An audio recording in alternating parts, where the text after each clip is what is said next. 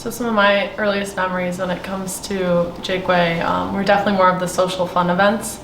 I can remember being so excited to get to walk in the parade and in our sea of red because, we always had such a strong presence. One year we did Bob the Builder for the float, and I got to be Pilchard or Puford or whatever the cat's name is, the blue cat.